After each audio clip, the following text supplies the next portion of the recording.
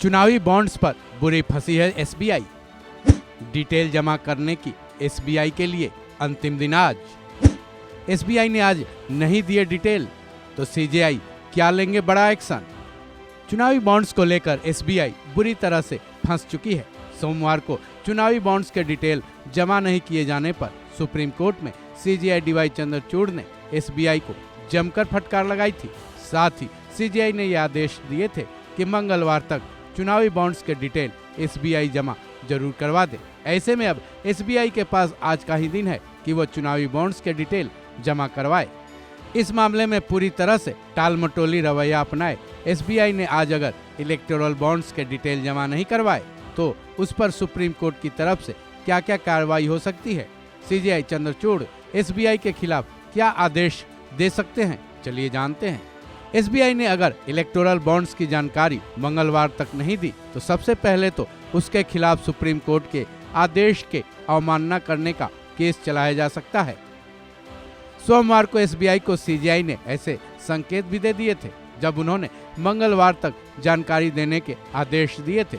Supreme court ने सोमवार को साफ तौर पर कहा था कि हम ऐसा बिल्कुल नहीं चाहते कि एसबीआई पर अवमानना का केस चलाया जाए, लेकिन साथ ही ये भी कहा था कि अगर एसबीआई जानबूझकर कोर्ट के आदेश का उल्लंघन करने की कोशिश करेगा तो उस पर निश्चित तौर पर अवमानना का केस चलाया जाएगा।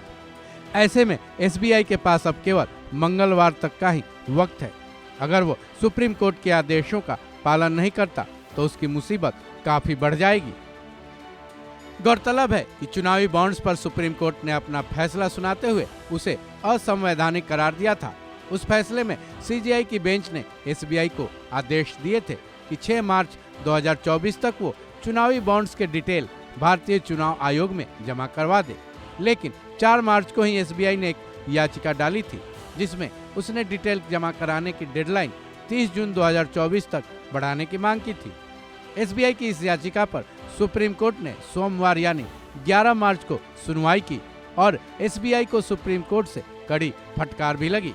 उधर एडीआर, जो कि चुनावी बॉन्ड्स के मामलों पर नजर रखने वाली एक संस्था है, ने सुप्रीम कोर्ट में एक याचिका डाली जिसमें एडीआर ने सुप्रीम कोर्ट से मांग की थी कि चूंकि एसबीआई ने इलेक्टोरल बॉन्ड्स के डिटेल जमा नहीं कराए, ऐसे में एसबीआई पर कोर्ट की अवमानना का केस चलाया जाए।